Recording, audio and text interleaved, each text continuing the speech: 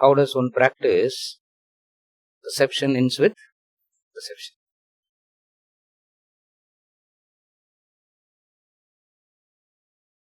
Firstly, you cannot practice ending perception with perception. It's not a practice that can be done. You do something else, as a result of it, you will mature to a point where perception will end with perception. Perception ending with perception means your experience doesn't leave any trace behind. Again, perception ending with perception means your experiences doesn't leave any trace behind. Example, somebody praises you, that experience that you got praised leave a trace in you. What is the trace it leaves in you? You want to be praised?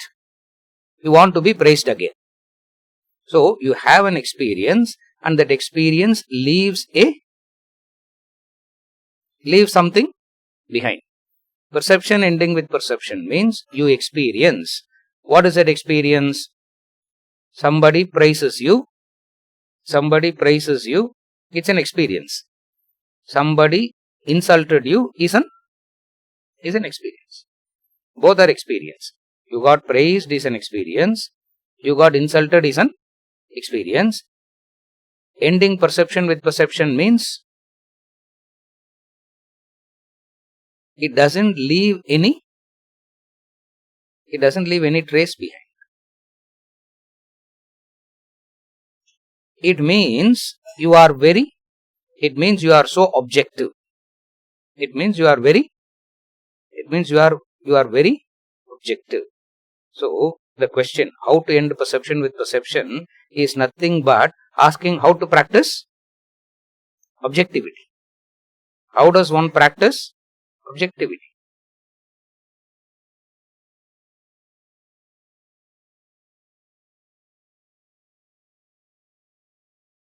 You are so alert that the experience should not leave a trace behind. It means that perception has ended with perception.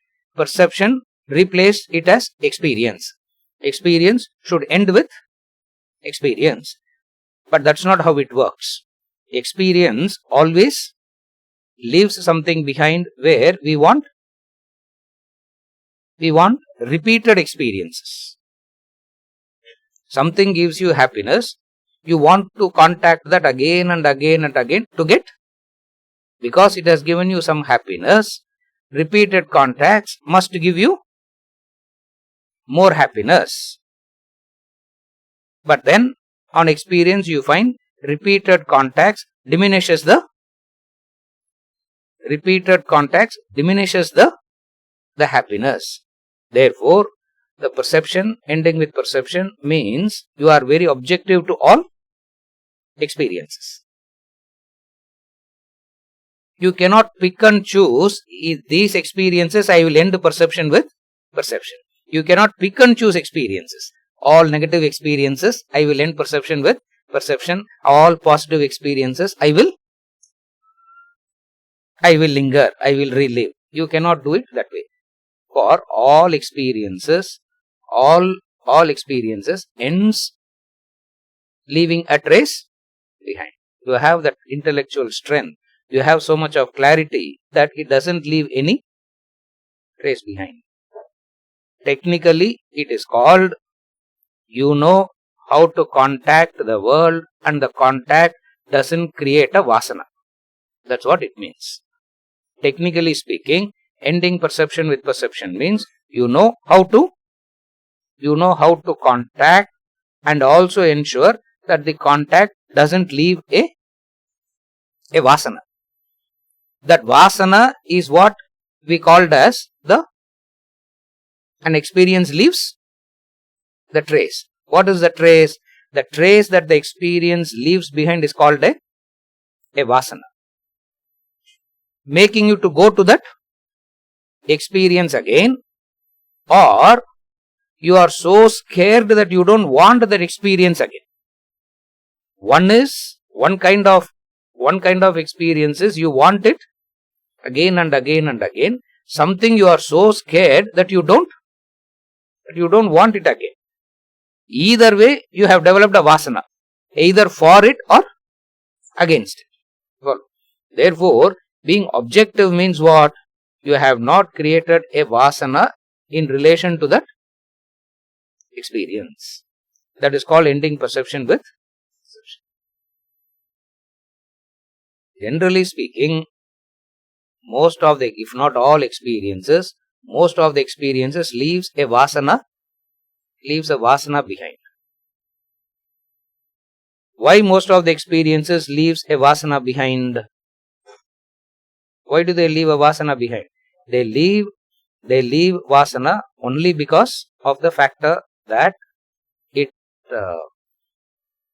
has given you some. It leaves a trace only because it has given you some. It has given you some joy. It has given you some happiness. Because it has given you some joy and it has given you some happiness, you want it. You want it again and again. You follow? Therefore, how does one practice end perception with perception? It's like asking how not to create the vasana. How to be objective in your contacts so that it doesn't create a vasana. How to do that?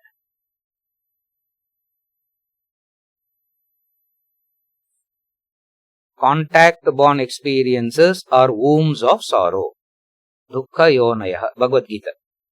Is this? Contact-born experiences are wombs of sorrow. Bhagavad Gita, he said it very clearly. Wombs of sorrow. Wombs of sorrow means it is joyful now, but definitely going to end up becoming sorrowful. Therefore, when you understand that it is going to leave you in sorrow, you will not create a vasana for it. Vasana means wanting to experience it, wanting that contact again and again and again is called a vasana.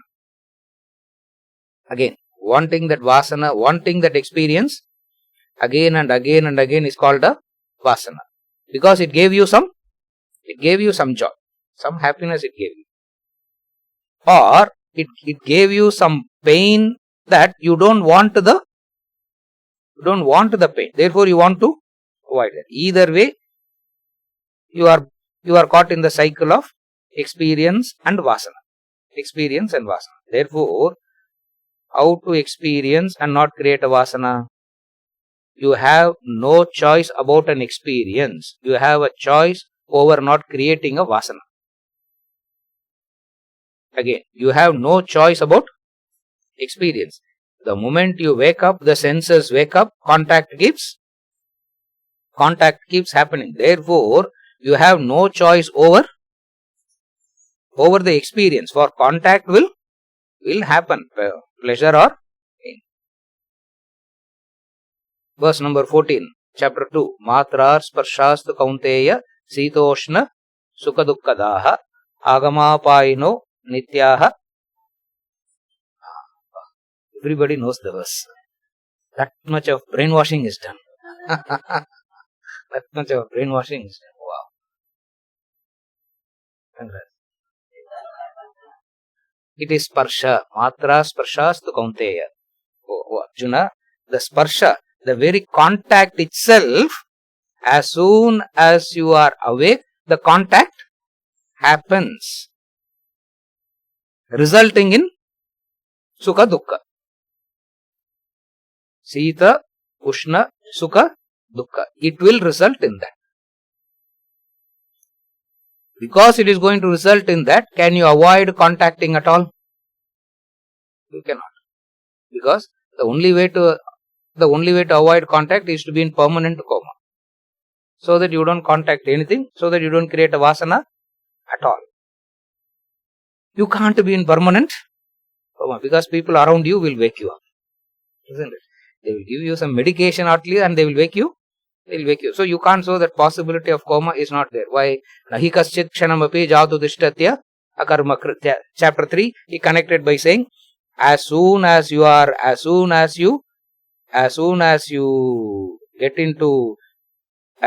wake up, activities will start, and those activities will create an experience, and those experiences will leave a trace behind. So up to that point of experiencing, there is no problem. Where it is a problem is it leaves a trace behind in the form of a vasana. So you have no choice over the experience, but you have choice over vasana creation.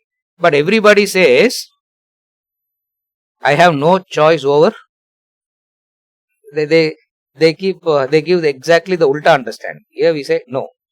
As far as an experience is concerned, you have no choice.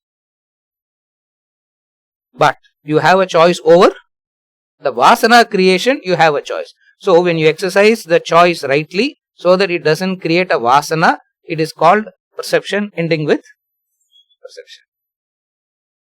You follow? But then what happens is, that's not how mind operates. That's not how mind operates. How mind operates?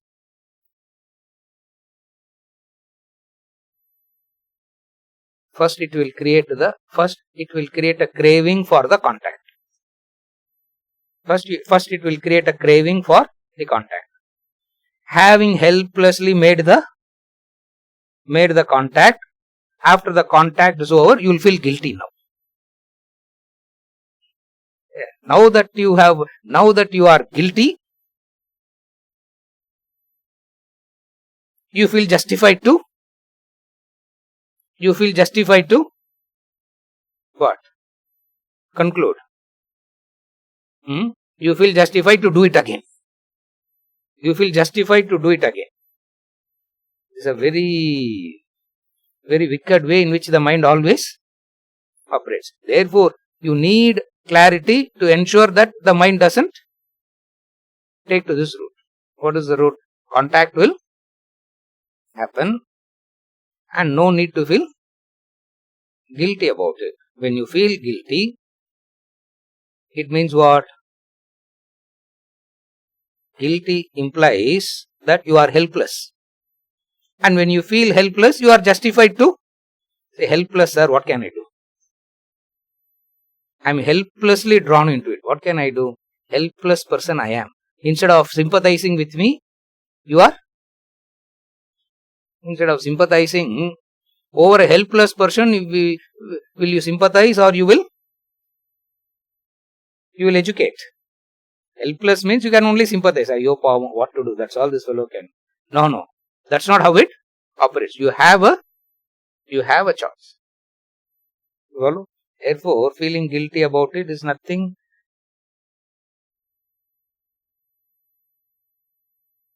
Remember the law. Throwing the responsibility of the mistake on the other is a preparation to do it again. It's a law. Again, throwing the responsibility of your mistake on the other is a preparation to do it again. Because I am justified that I am helpless, what can I do? Again I will be helpless. The third contact, more helpless. Fourth contact, more helpless. So always I am a helpless. I am a victim. And the world is the perpetrator of crime. The world is the perpetrator of crime and I am an innocent victim to that. No, that's not how it works. Therefore, what is ending perception with?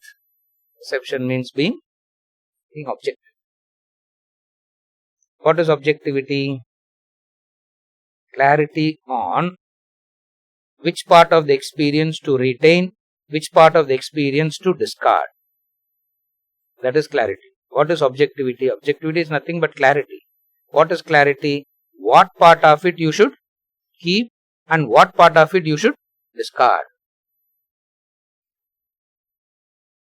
Some part of it you should keep. Some part of memory you have to keep, because it is a memory that gives continuity to life. If that memory is gone, there is no continuity to life. Therefore, some part of it has to be retained, some part of it has to be discarded. What part of it has to be retained? What part of it has to be discarded? You retain the part of the knowledge of the experience and eliminate the emotional impact it has on you. Again, you retain the knowledge of the impact, you retain the knowledge of the experience. You got insulted. I remember. But then the very remembrance need not create agitation, emotional immaturity. So, ending perception with perception is nothing but an emotional maturity. That's all it is. But you need to have the knowledge of whatever. Otherwise, ending perception with perception, you will not even know what's happening around you. Then it's very dumb. You follow? Therefore, ending perception with perception, nothing but an emotional maturity. What is that emotional maturity? What part of the experience to retain? What part of the experience to let go? You know that. What part of the experience you should let go? The emotional impact it has on you, you should let go. What you should retain?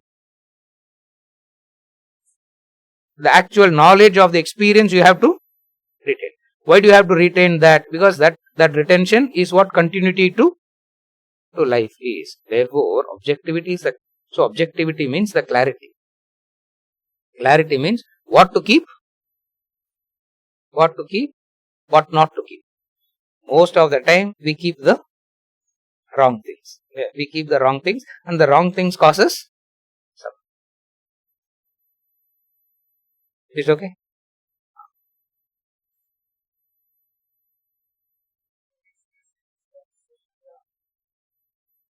References introductory session. The statement which feeling small and insignificant can be resolved from within. The question is, how can it be resolved from within? If the solution lies within, then what is the purpose of acting to feel big and significant? Sushmita.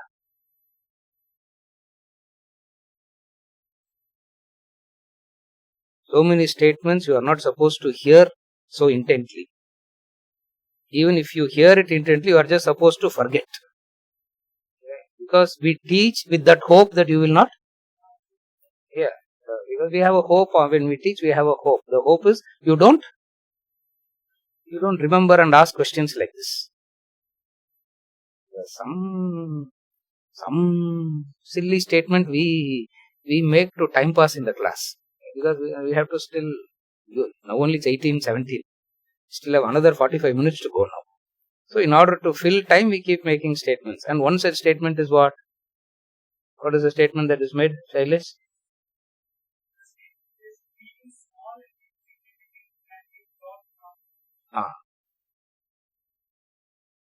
You feel small, you feel insignificant.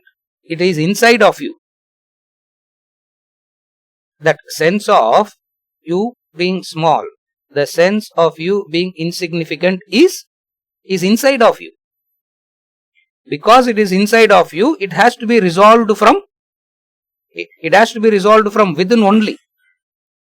That which is inside, that which is sitting inside of you as feeling small, insignificant, can never be filled by bringing anything from outside. Because anything that comes from outside,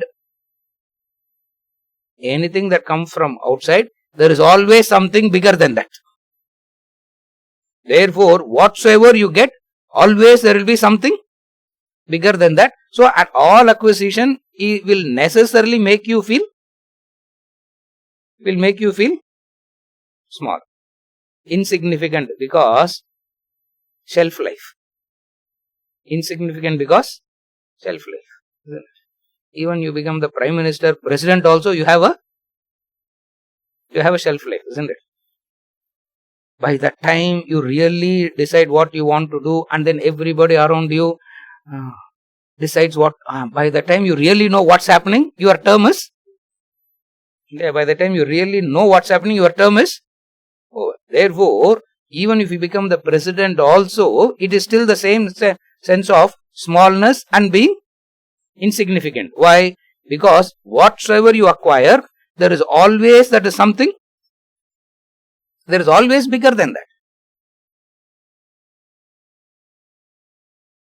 At one point of time, we thought the star is the biggest thing.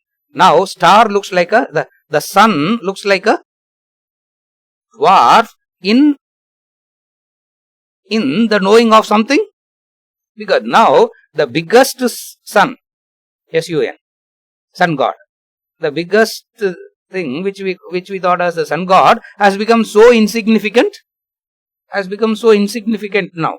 Therefore, anything from outside will make you, can never help you get rid of the feeling that you are small, you are insignificant. Because it is a wrong notion. Inside means a wrong self-conclusion. The problem that Vedanta talks to us about is our own analysis about ourselves, and based on the analysis that we have come to certain conclusions about ourselves. The problem of ignorance that Vedanta wants to address to us is we have done certain analysis about ourselves, and based on the analysis that we do about ourselves, we come to certain conclusions also. What is the analysis that we made about ourselves? Some analysis we made. Based on those analysis, we have come to the conclusion about ourselves. What is the conclusion? I am small, I am insignificant. And it is very hurtful to be small, and it is very hurtful to be insignificant. Therefore, I want to get over this feeling small and insignificant. In order to do that, a human being does lot of activities. Ipo, what is the question now? Ash, you are okay till now? This is the talk we gave yesterday. The statement is this: the wrong analysis about one's own self and the wrong conclusion that we come about ourselves. What is the wrong conclusion that we come to about ourselves? We are small, we are insignificant, and we must do something to. All that we call as motivation is what?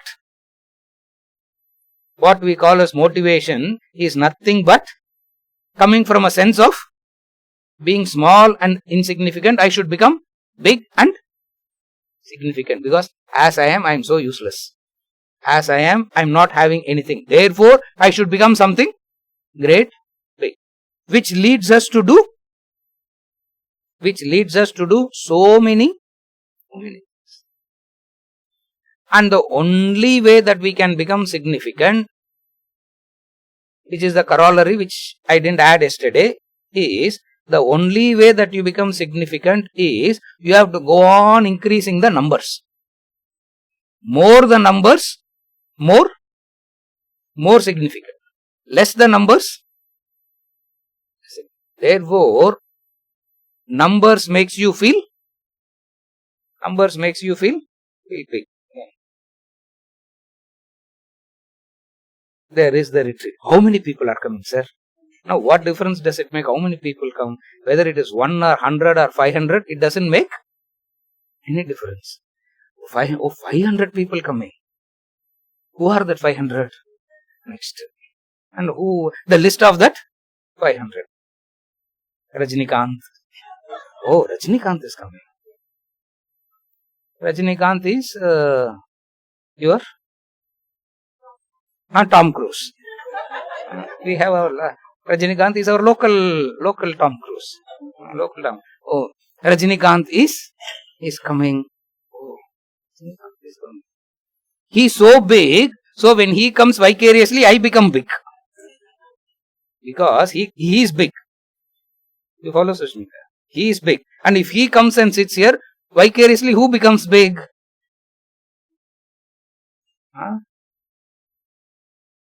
Everybody will feel big here. Yeah, not only, supposing if I feel big, it's understandable. Why will you also feel big? Because we both were in the same campus. We both were in the same class. Isn't it?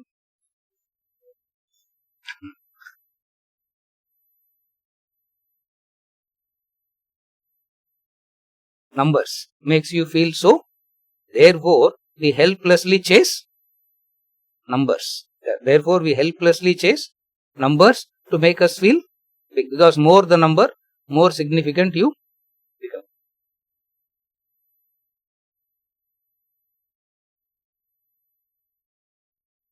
Supposing if you have visited more number of temples, even then the same principle works.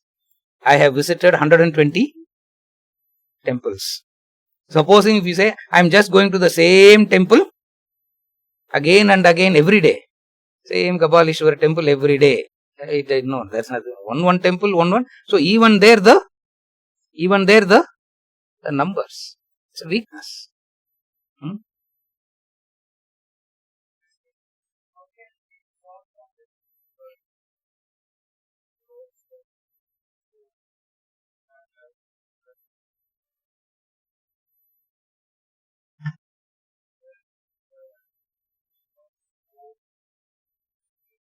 Yeah.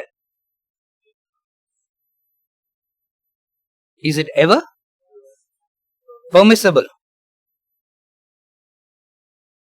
Means?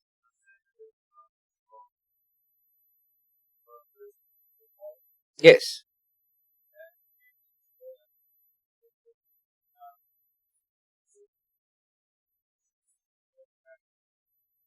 Yes.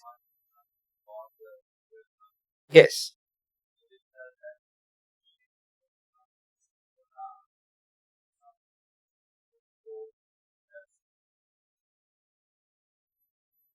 It is still a trick. It is still the trick only.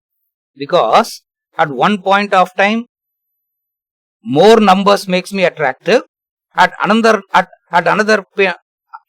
period of time, less numbers is making me attractive. But nevertheless, the small and big in my head is still decided by the numbers.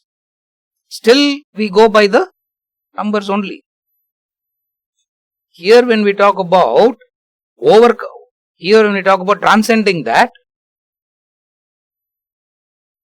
the idea that I am small and insignificant is an erroneous concept.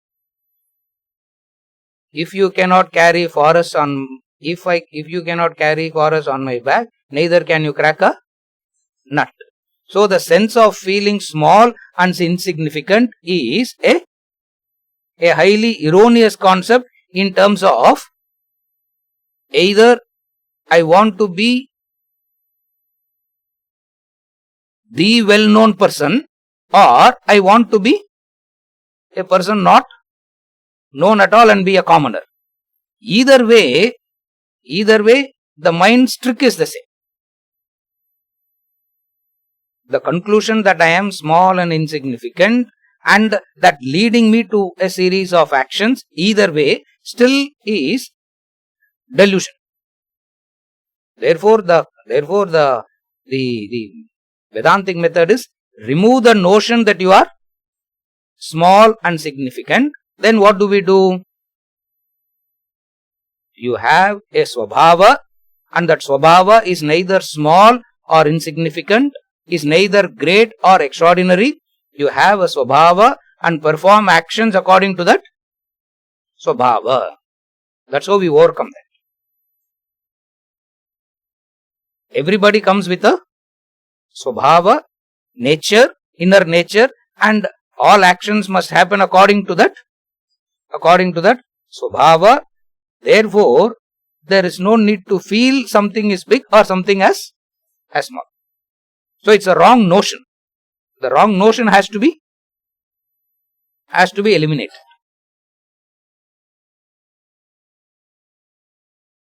In the sense of spiritual growth,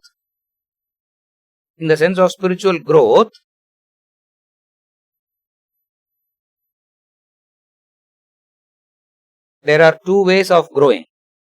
One way is to say nothing is mine. Another way is everything is mine. Vedanta prefers the first method or second method? Vedanta prefers the second method. Go out and say everything is mine, like the king. There are individual owners. Even when the king is ruling, all the documents will not be in king's name. Individual owners of the houses will be there, properties will be there. And when the kings walk around, even though he doesn't have anything in his name, he feels everything is his. Rajavatsada. So, negative way of growing is nothing is mine. The positive way of growing is everything is mine. For us, we want to say, when I say everything is mine, the same me that is experiencing this in this body is the same me that is experiencing it in another body. In that sense, everything is mine.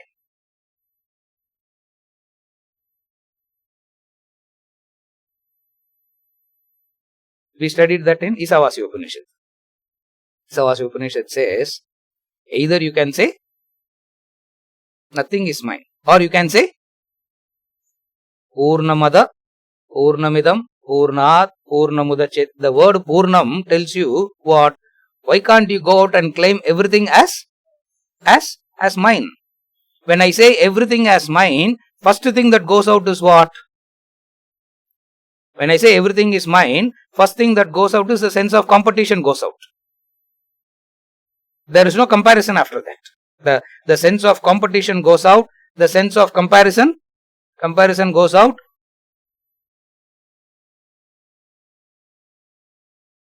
Example. Neighbor buys the car, you throw a party. Remember that example?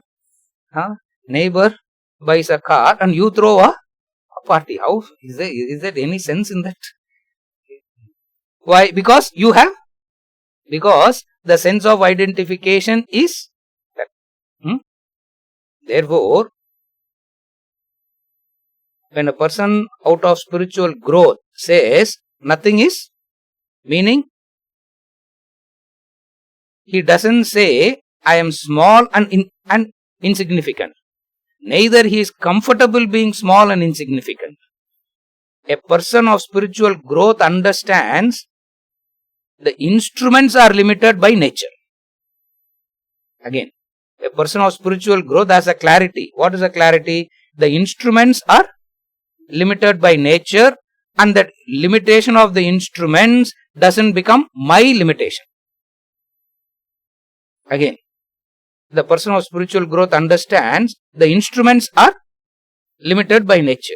And because the instruments are limited by nature, you don't say, I am limited. The instruments are limited. Then who am I? Definitely I am not the instrument. Neti. I have negated. So, the instrument's limitation doesn't affect me. Now, the instrument's limitation is affecting. What is the limitation of the instrument?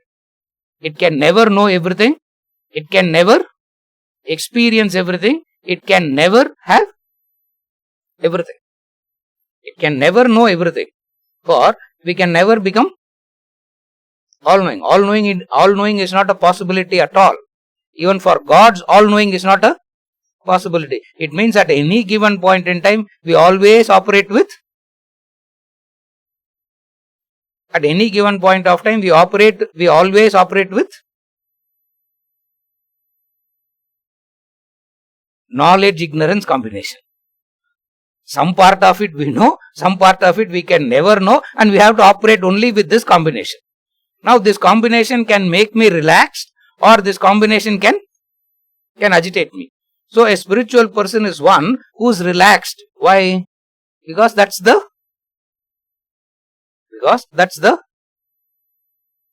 nature. Therefore, a spiritual person understands the instruments are limited, and he doesn't transfer the limitation of the instrument to oneself. The moment I transfer the limitation to myself, I feel I am small.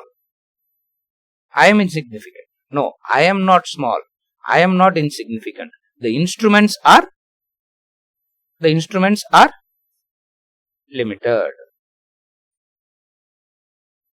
Is it okay, Craig?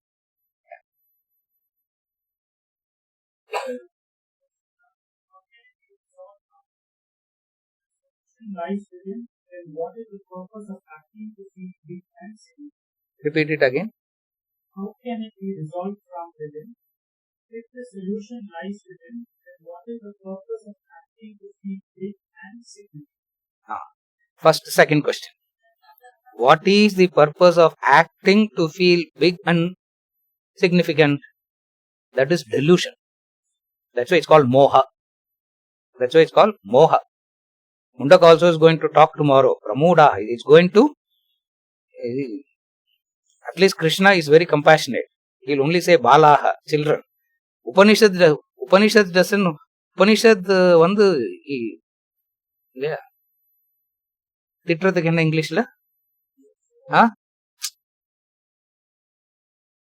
It will abuse you. Yeah. Krishna is very considerate. He will say children. Upanishad is not considerate. It will say, it will abuse. It will say fool.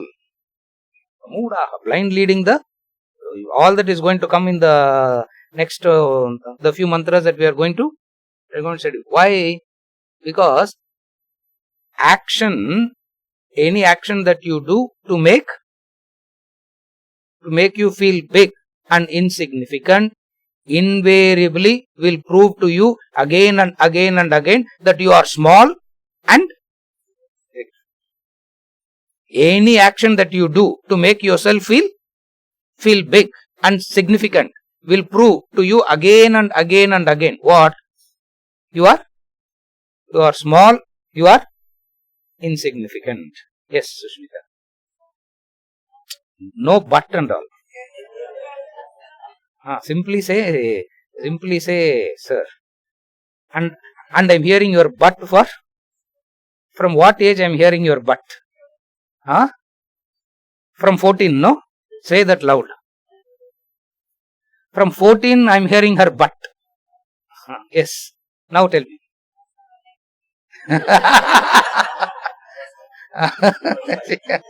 Yes.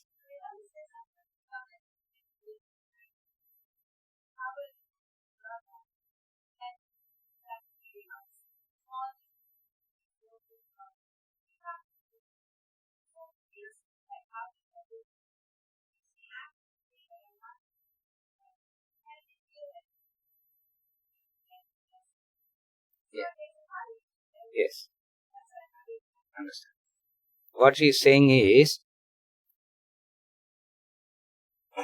for her to become motivated to become big, she has to cultivate the feeling that she is small. Correct? So that I will be motivated to become big. It's caught in the loop. It is stuck in the wrong thinking pattern. We can never get out of that thinking pattern. You follow what I am saying? You are caught in that loop. You are caught in that pattern. You means everybody, not only you. Everybody is stuck in that pattern. What is that pattern? Being convinced that you are small, you can never become, can never big. You can only understand that the sense that you are feeling small is erroneous. Again I repeat. By being convinced that you are small, you can never do anything to become big. But one thing is possible. What? The sense that you are feeling small is erroneous. That can be understood. Tattvamasi Shvetaketu. Why are you? Yeah, he took the most insignificant portion. In Chandogya Upanishad, section 6, Chandogya Upanishad is where the Tattvamasi teaching happens. Same like Mundaka question. In Mundakopanishad, Shaunaka goes and asks the question, knowing that you will know everything. Shaunaka is asking that question. In Chandogya, the father tells the son, did your teacher teach you that? Knowing which you will know everything. Did your teacher teach you that?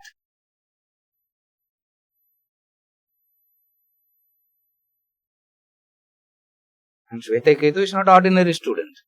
That's how the Chandogya describes.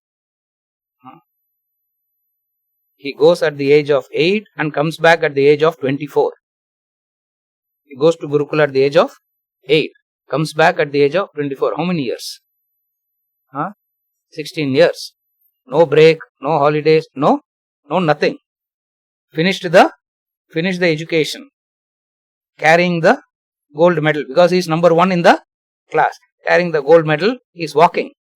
And the father saw him walking from a distance. He was walking towards the house and the father saw him. The way he was walking, father felt very sad. Because he has wasted 16 years. He has not learnt anything. Why? Because he was walking like a stamba, it says. Like a erect, like an iron pole he is walking, erect. Not the yoga erection, please, not like yoga, you should be, not that. That ego. That ego is not at all bent. Not only the ego is not bent, it is become, like iron pole. Madhuri, he is walking back. So the father saw that and he felt so sad. He came, prostrated to the father, showed all the medals. He kept everything aside. Tell me, did your teacher teach you that? He says, my teacher taught me everything. Have you learnt everything? Question, yes. Did your teacher teach you everything? Yes. Okay. Did the teacher teach you that, knowing which you will know everything? Did the teacher teach you that? Teach you that here means what? Remember the morning class. Shruti, Yukti, Anubhava. All this should be part of the teaching. Then only it is complete. It's not just teaching the word, making you to memorize the word and go back. It's not that. Did it happen? Shwetaketu says, I have never heard of a thing.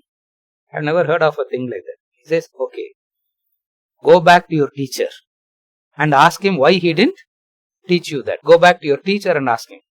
So he comes back to the teacher. All your gold medal, my father saying, is useless. You are giving me medal and my father is saying it is useless. Why? Because why you didn't teach me that, knowing which I will know everything. The teacher says, I myself is searching for that. If you know anybody who has known that, tell me, we both will go and learn from him.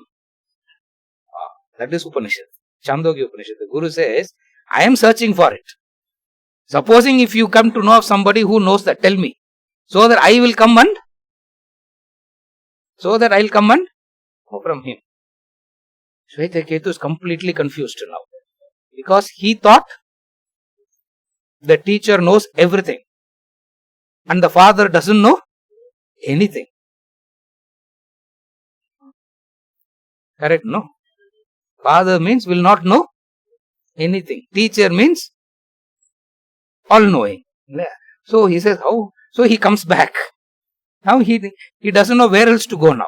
He comes back to the father with so much of irritation. Why? He feels so insulted now. The teacher has let him down. His own teaching has let him down. He felt so insulted. Comes back and says, out of irritation he asked, do you know that? Do you know that? Yes, I'll teach you now, he says. And then he starts the teaching. From that father and son only we got the famous aphorism, Tat Tvam Asi. Tattvamasi Shwetaketu. Tattvamasi Shwetaketu. What he taught in that Tattvamasi is what? All knowledges that you have gained must remove this notion. All knowledge that you gain must remove the wrong notion. What is the wrong notion? That I am small, I am insignificant.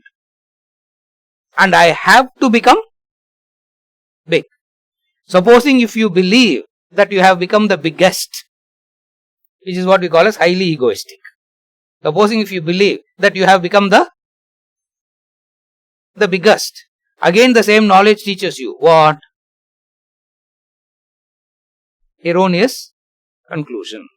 But actually speaking, if you think you are the biggest, teacher and all is not needed. World will teach you straight away that you are not the Life will straight away teach you that you are not the bigger, isn't it? The taxi driver will teach you that. The taxi driver will teach you. Therefore, that part of it we need not worry at all. You follow, Sushmita? Therefore, first thing. But sir, you stop. And then the wrong conclusion that you come to. The wrong conclusion that you come to. You follow? Yes, sir.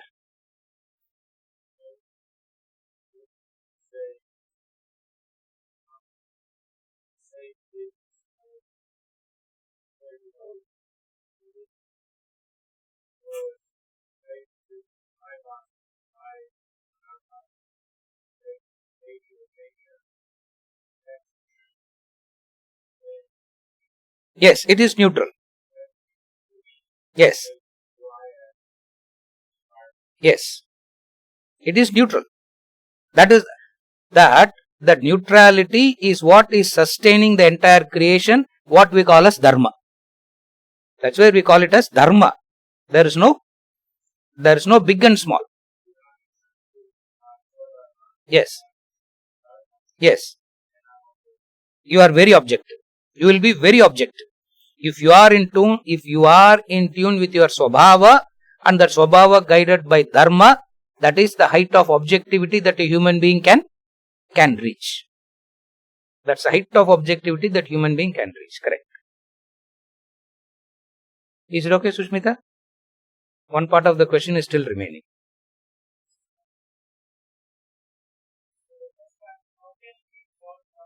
Yes. How can it be resolved from within? Ignorance is within. Knowledge is also within. Ignorance is within. That which is within in the form of ignorance has to be resolved from within in the form of knowledge. Teaching helps. But ultimately it is from within. Next question.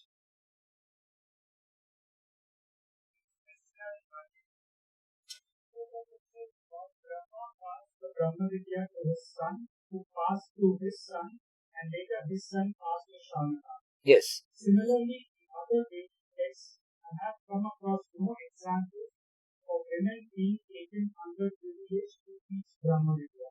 Yes. Based on this, should one take that women have been omitted from such privilege? Are women intended to be omitted from such privilege? What is the reason for the omission of women or their names in texts?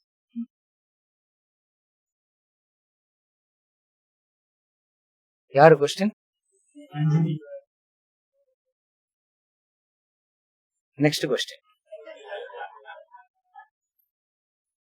Only here I can show some power. In all other places I don't have. Only in this 1 hour there is some power that can be displayed. No.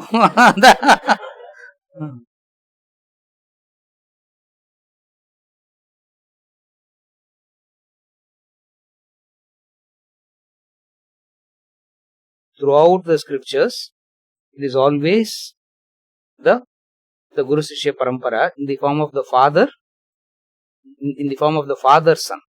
It has never come in the form of mother's son, even though the Shruti is called the mother. Even though the Shruti is called the mother, it is not from the mother. It has got nothing to do with the male or the female physical body that we are stuck in. Now we are stuck in a body, and then we take that to be us, and then we operate backward. Some are stuck in the female body, some are stuck in the male. So there is the female, there is the male in terms of the body. When it comes to the teaching,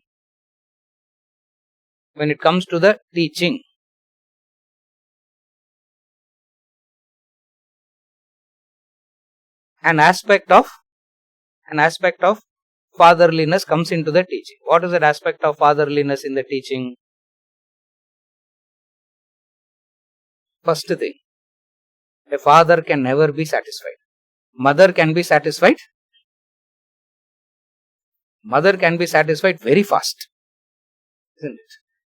Mother can be pleased very fast. Impossible to do it to the father.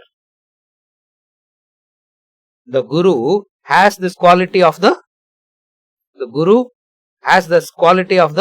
father. Why? Because whatsoever you do, he is going to say. Whatsoever you do, he is going to say what? It's wrong. Whatsoever you do, he is going to say it's wrong. It's wrong. It's wrong. Mother has the exact opposite. What? Even before you start doing, she will say enough. Isn't it? She can't. Yeah. Therefore, it's a deep psychological insight with which we talk about the father, the father son, not as in the male female physical body. But if we take it as the male female physical body, then we have actual problem. To make it all the more complicated, in Bhagavad Gita, he makes a direct statement. Arjuna, even women can attain liberation. There cannot be a more insulting, derogatory. For that statement, Bhagavad Gita must be burnt today. Because he says, even women can attain liberation, Arjuna. What, are they so inferior? No. Don't we have examples of Upanishadic masters being women? Yes. Are they not enlightened women? Yes. There have been a lot of enlightened women. What had happened is, at some point in time, we lost touch with that. What we have is very, very limited, and whatsoever limited we have is only the father something. Have very few exceptions to the rule. What is the very few exceptions to the rule? In Upanishad, you find Gargi, the enlightened woman, sitting in the assembly. You find in the Brihadaranyaka, a very interesting episode happens in the Brihadaranyaka, where you find there is a Janaka there. Not the Janaka of Ashtavakra. There is another Janaka there. See? So Janaka wants to know Brahma Vidya. And the only way to know Brahma Vidya is to get it from a Brahmanishta. Now, how will you know who is the Brahmanishta? You can't go and ask, are you realized? And if the person says yes, it makes no difference. And if the person says no, you will feel very comfortable. Yeah, if the person says yes, it makes no difference. And if the person says no, you will feel very, very happy. Now, Janaka found a unique way. What is the unique way he found? 10,000 cows. And their horns are fully decorated with gold and diamonds. He kept them in the palace, and he made the announcement. Whoever is wise can come and take it. Whoever is wise can come and take it. Nobody dare touched it. Yajnavalkya heard this announcement. So, he called one of his students, went to the assembly and said, take these 10,000 cows to our ashram. Drive these cows to our ashram, and he started leaving the hall. Janaka was very happy because he found one guru. He found a guru. Gargi, she stopped and said, are you claiming that you are a Brahmanishta? Gargi. A woman asked, are you claiming that you are a Brahmanishta? Brahmanishta means, are you claiming that I am self-realized? I tell you, the word self-realization today is like Blinkit supply, isn't it? Yeah, today is like, Blinkit. We have the supply here. Even before you blink, it will come to you. That's what it means. Blink, it means what? You order and you blink. It will correct. Adana blink it na. Nobody knows it. No. Blink it. You order. It's there in front of your. 3 o'clock in the morning they deliver. I don't know what they. 3 o'clock in the morning. Samosas. Blink it. Comes. They deliver. No. They come. Why? Because I keep hearing the doorbell. No. 2 o'clock. 1 o'clock. 3 o'clock in my house. I know they. So, Gargi is asking Yajnavalkya, are you claiming that you are a self-realized person, Brahmanishta? And the word self-realization has become a joke nowadays. Yeah. What's your goal? I want self-realization. Of the 10 things that you want, I want additional one more thing, self-realization. Yajnavalkya gives a beautiful reply. He doesn't say yes or no. He says, I needed these cows. Oh, come on, look at that answer. I needed this. I am running a big ashram. I needed these cows. I am taking it. What is your, almost like saying, what is your problem? He says, okay, take it. But answer my question. You have to prove that you are worth to take it. Because there are millions needed. But then that's not what it is meant for. Prove. He said, okay, tell me. How many gods are there? 33,000 crores gods. Next question. How many gods are there? 33,000. How many gods are there? 33 gods. How many gods are there? 3 gods. How many gods are there? 1 god. How many gods are there? He smiled. Gargi says, you are a Brahmanishta, take it. You can do 5 retreats on every question. On each and every. There, the Gargi explains. In one Upanishad, Maitreyi is the student. In another Upanishad, Maitreyi becomes the teacher. There is a Maitreyi Upanishad. She has given an Upanishad. There is a Brahmana written in the name of Maitreyi. It's called Maitreyi Brahmanam. Beautiful portion. Beautiful portion of Vedic literature which is called Maitreyi Brahmanam. Therefore, it is not about the male-female thing. It is about certain attributes. It is about certain attributes that is essential for. It is about certain attributes that is essential for teaching. The compassion of the father is the same. The compassion of the mother is the same. The love of the father is the same. The love of the mother is the same. Both are not. Are they different? They are not different. But for a specific purpose, one expression is a must. For specific purpose to be attained, a way is must. What is that method? The method of the father. Therefore, it is always maintained like the father, like the father, son, guru, parampara.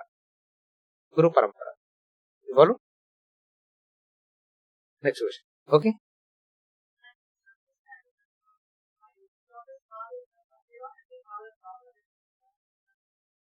Can't it be father, daughter? Yes, it can be father, daughter.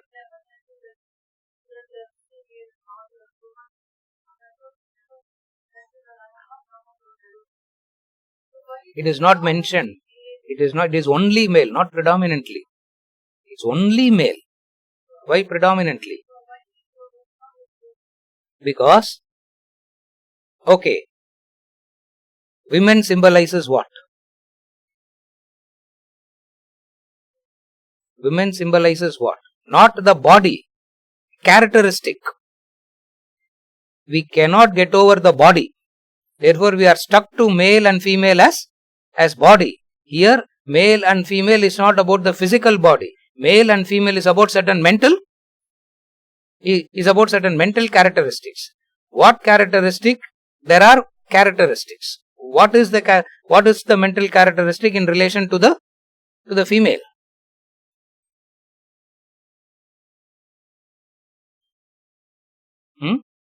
Emotion, if ego is a characteristic feature of the male, what is a characteristic feature of the female? Jealousy. Jealousy is very feminine in nature. Ego is very masculine in nature. When we say masculine, feminine, again you will have a problem. What is the problem? Again you will have a problem. What is the problem? Why can't it be? Why can't you say jealousy is masculine? Are not males jealous? Of course there are. If we start talking like this, we can never have a clear knowledge. We will only end up discussing. We will only end up discussing what? We can never have a clear knowledge. We will end up discussing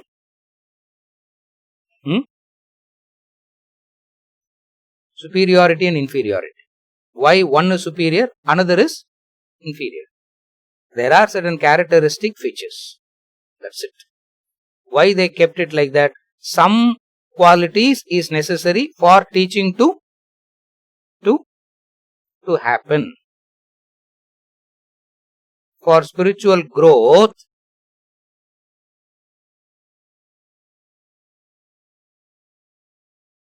to help the Shishya grow spiritually, even in a female body, the Guru must have masculine tendency. Again, even if you are in a female body, the Guru must have a masculine tendency. What is that?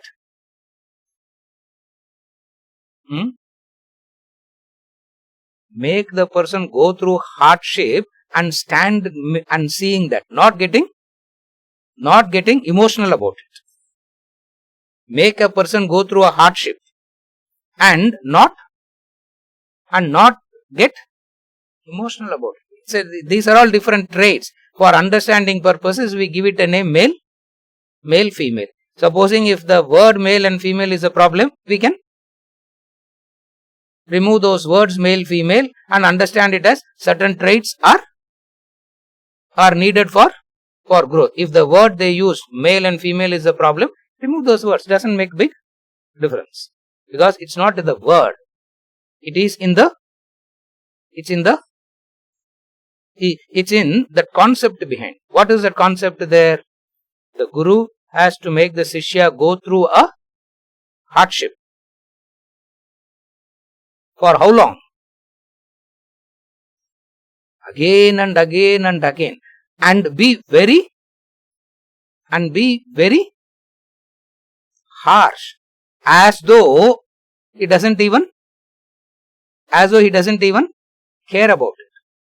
That is a very specific quality. For that specific quality, a name called masculine is given to that. It has got nothing to do with male or female, as in what we understand as male and female today. It's a specific quality. The same Guru in some other context becomes the other. That's where in the Guru Parampara Shloka, in the Guru Paduka Shloka, what do we say? Tvameva. Say that. Tvameva bandhuscha saka tvameva, tvameva vidya dravinam tvameva, tvameva sarvam. It means the Guru has the traits of all put together. Predominantly what needs to be there? You have to be extremely kind to be harsh. You are not harsh out of frustration or hatred. You have to be extremely kind to be harsh. Why? You love that person so much that you don't want that person to be stuck like that. Therefore you are harsh. You are not harsh out of hatred. You are harsh out of extreme love and affection. That contradictory expression and feeling. Extreme compassion is the feeling. Harshness is the expression. A name is given to that. What is that name? male father. Because they tend to exhibit it more. That's all. It's based on an observable fact. It's a fact that is observable. The father tend to have that. The father will tend to have that in relation to the daughter and the son. Therefore, when the Shishya comes, male, female doesn't make any difference. It can be the Shishya is not masculine. Shishya means it can be a male. Shishya means it can be a female. You follow? Therefore, it's not a question of discrimination or omission or disqualification. It is expressing certain traits that is needed.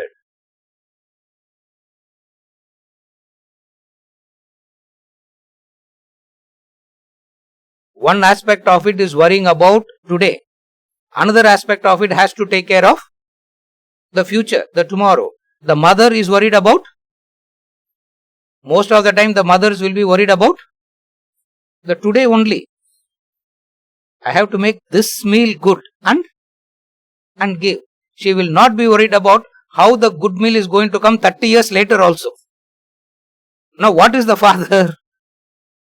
The father is not about the today. The father is about the tomorrow. Now for life both is required.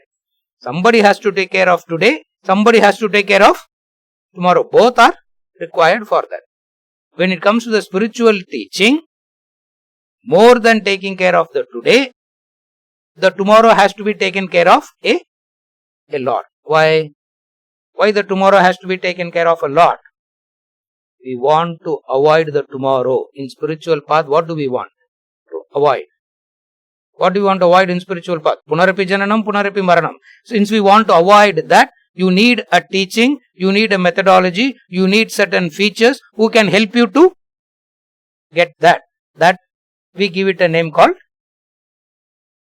father. It is that father here is used in a symbolic sense, not in the physical sense. Physical sense of the male and you follow? Next.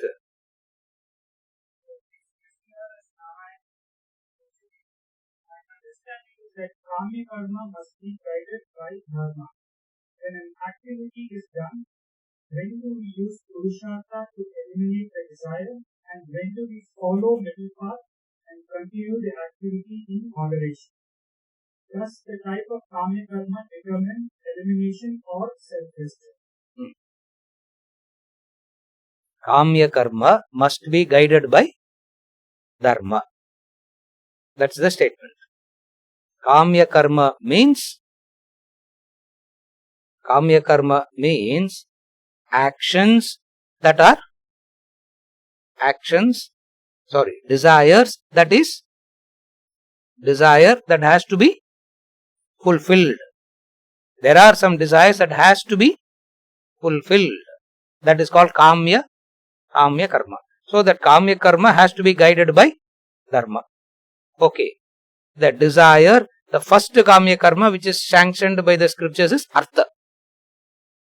Seeking wealth and acquiring wealth is a pursuit sanctioned by the scriptures. Of the Purusharthas, the first Purushartha is called Artha. Well, you must acquire wealth.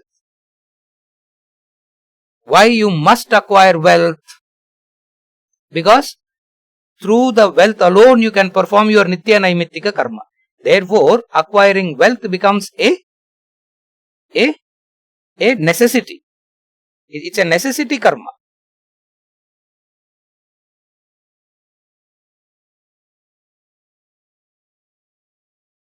But the way the person acquires wealth can guide the person into growth or become destructive.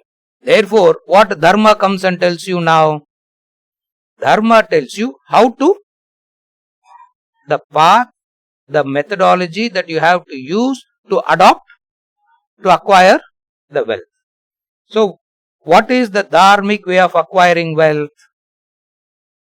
The dharmic way of acquiring wealth is you your action of acquiring wealth should create less harmony, should not disturb the harmony.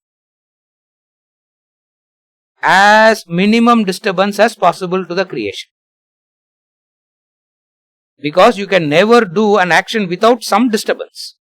Therefore, what is Kamya Karma? You acquire wealth, and in the process of acquiring wealth, you don't cause disharmony in the creation. When you create disharmony in the creation to acquire wealth, you are being very adharmic. So Kamya Karma says, acquire wealth, but the process of acquisition should not create disharmony in the creation. The very idea that you should not create disharmony brings in what? Moderation, self-regulation. The very idea that you should not create disharmony by default will bring in moderation, will bring in regulation. Yeah.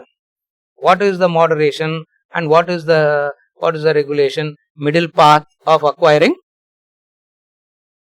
of fulfilling the Kamya Karma, the middle path. The first step, middle path in being dharmic, in acquiring wealth. What is that first step? I have said it quite a few times. What is the first step? Dharmic. Chartered accountant, no. That's why. Chartered accountant is sitting here, he is telling, pay taxes. So, the first dharmic way in which you acquire wealth is to pay the taxes. So, as long as, then Selvan will not have a job. Yeah, he will become jobless.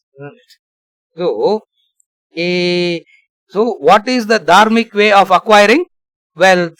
Pay the taxes. Taxes are very high, sir. So much of tax we have to pay. Government is squeezing us by taking the tax.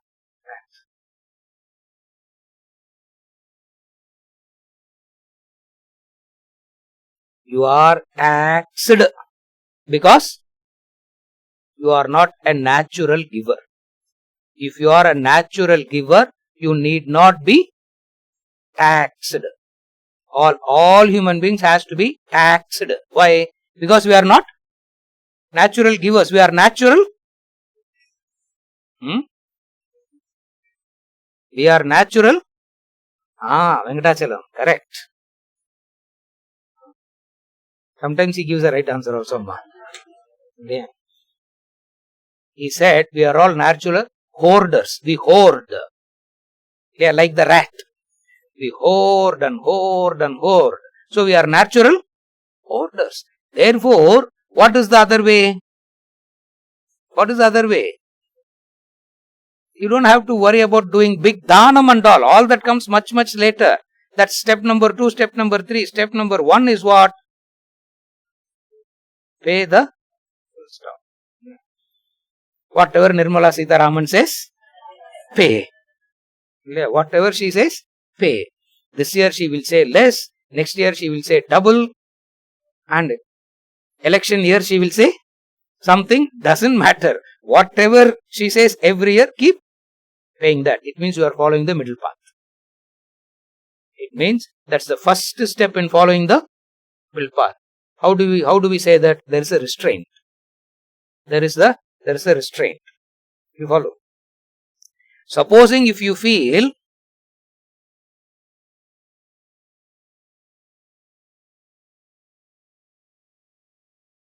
taxes is a burden, but charity is good. No, you are just being egoistic there. Again I repeat. If you feel taxes are bad, but charity is good, what is it called? You are just being very egoistic, because tax, somebody tells you this much you have to pay. You feel charity means I am giving. No. It's just being very, very egoistic. Therefore, first thing, what? Pay the Example I am giving. The dharmic way of restrained, middle path, everything you want to know in one, isn't it? He wants to know middle path, he wants to know restrained, and what is the other thing he wants to know? Elimination. Self-restraint he wants to know, middle path he wants to know, elimination also wants to, all in one. All in one package. All in one doesn't happen. It happens step by step. It happens krama. There is a growth is always called a krama. Krama means sequentially you need to step by step only you can go. You can't jump steps. What is the first step?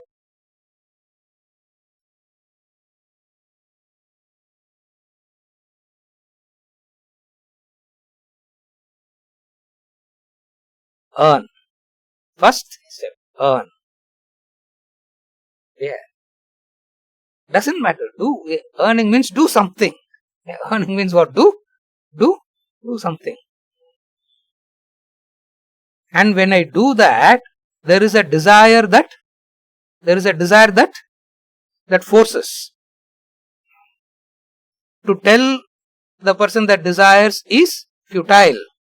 To tell the person that get rid of the desires and all, get rid of the desire is the advice that is given to a sannyasi. For a karma yogi, the advice is not get rid of the desire. To a karma yogi, the advice is let dharma guide it. Are you able to understand the difference? So, get rid of the desire is an advice to a sannyasi. Sannyasi means, who's a sannyasi?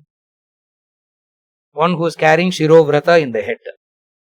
Yeah. One who is carrying Shirovrata in the head is the sannyasi. To that sannyasi, advice is get rid of the desires. Now you can't go and tell everybody get rid of the desires. You can tell, but it will not work. Number two, they can't even get rid of it. Even if they make an attempt, they will not get rid of it. Not only they cannot get rid of it, they will lose conviction in the scripture itself. Why? Because they will come back saying, the scripture is always talking that which is impossible, practical, sir. The scripture always says impractical things only. No, it's not impractical things. What was said as practical to some, you are following the wrong prescription. You have stolen somebody else's prescription. Yeah, you stole somebody else's prescription and you try to follow that, it will be a problem only. Get rid of the desires is a prescription given to whom? To a sannyasi, to a grihastha, to a karma yogi. What is the advice? Not get rid of the desires, let dharma guide the desires. When dharma guides the desires, what happens? The intensity of the desires reduces. When dharma guides it, the intensity reduces. And reduction of intensity is the primary goal. That's where middle path comes in, self-restraint comes in, so many methods that is given. Follow. Having done all that, you come to a conclusion. What is the conclusion? Trying to fulfill desire in a dharmic way, you come to a conclusion. What is the conclusion?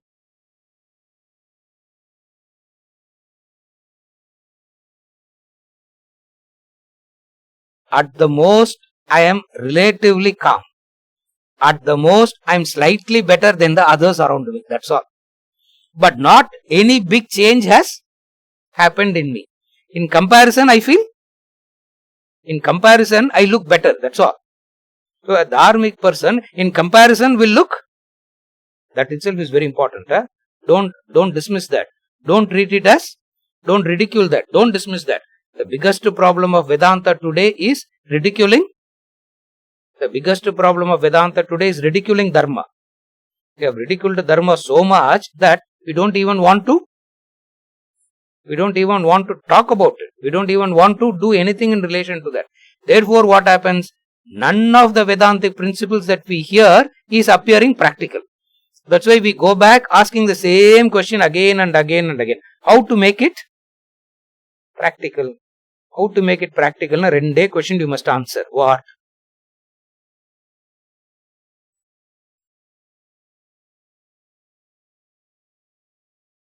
How not to be agitated doing the wrong things. That is practical. That's all. What is being practical means? I will do all the wrong things. You teach me how not to be agitated. Yeah. All YPOs will come. Why? Because, I can do the wrong things and still not be agitated. And you tell them, be dharmic. This is not what we want. This is not what this we don't want to hear. All that we want to hear is what? I'll be selfish, self-centered. Tell me how not to be agitated. Is it possible? It is not possible. Therefore, the teaching says what? Therefore, the scripture tells you what? This is your prescription. Follow your prescription. And don't compare. Don't compare prescriptions. Same cold and cough I went. The same cold and cough the next person went.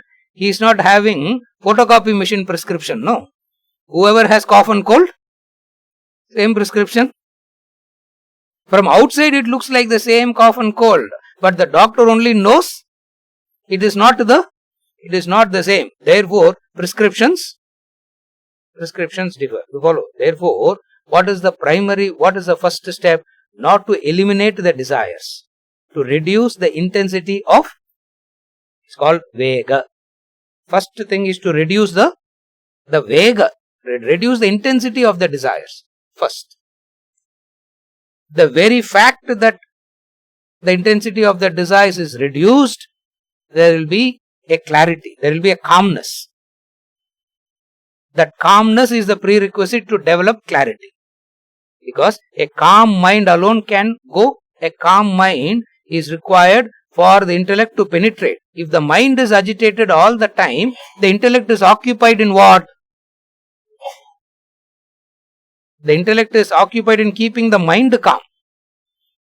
And all the attempts it makes to keep the mind calm, it gets tired.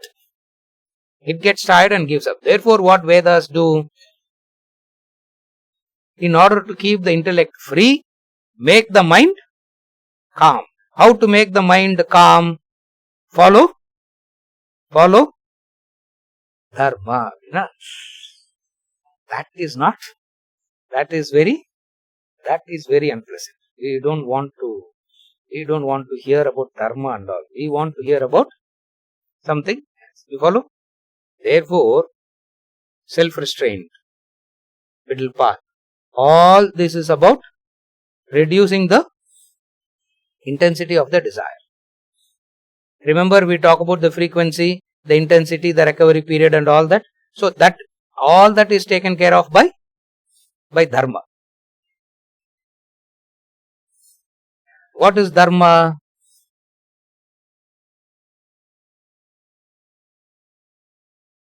Proportion of consumption and contribution. That's all dharma is.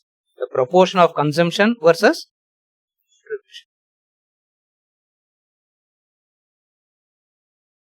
Don't take pride in being a consumer. That is being beggarly. Be proud becoming a contributor. Doesn't matter, there may be a ego there. Doesn't matter. That ego will deal with it at step number 2. But step number 1 is what? Be the proportion of consumption versus contribution. More you have, it's a responsibility of yours to give more. That's where more wealth you have, more you have to give. Fellow who doesn't have anything also can't give. The person who has also will not give. Then how will there be harmony in the society? Are you able to follow? The person who has will not give. The person who doesn't have cannot give. Therefore, everybody is left wanting.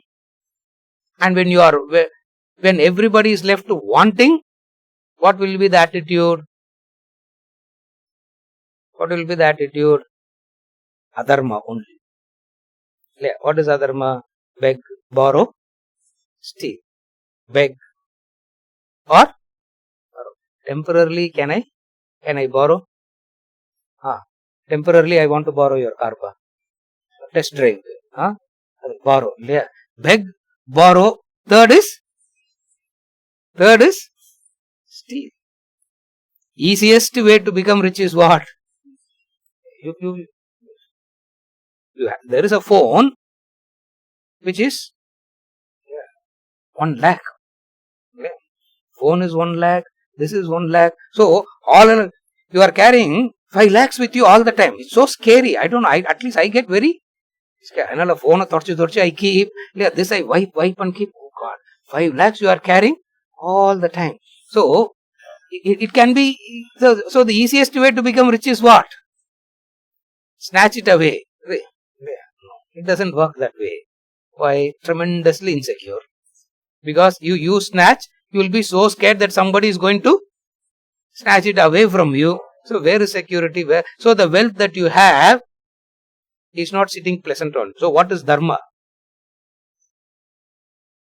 Remember, we have 2 gods for wealth. One is Lakshmi and another is Kubera. In the tradition, we have 2 gods for wealth.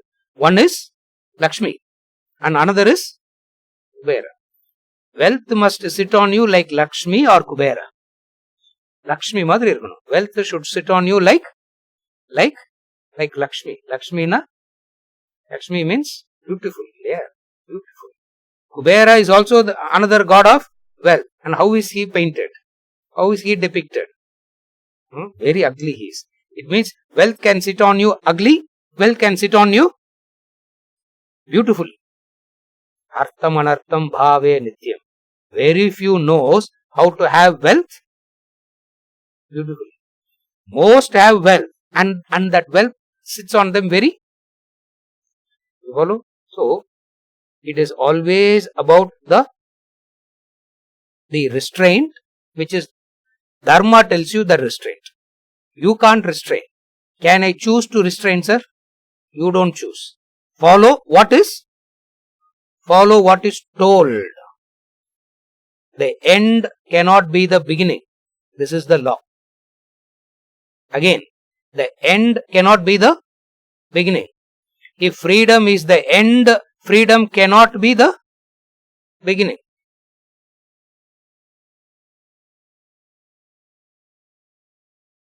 Purida in the statement. The end cannot be the beginning is the law. Think about it. The end cannot be the beginning. If the end is the beginning, everything is then what are you doing? You already have it, no? The end cannot be the beginning is the law. If freedom is the end, what is the beginning? Slavery, discipline. If freedom is the end, discipline is the beginning. You need to be tremendously wise to be self-disciplined. Because we don't have that wisdom of self-discipline, discipline has to be enforced. It has to be enforced from outside. Let it be enforced. The end cannot be the beginning. Sariya? Is it okay? Is it okay? Yes, Rami.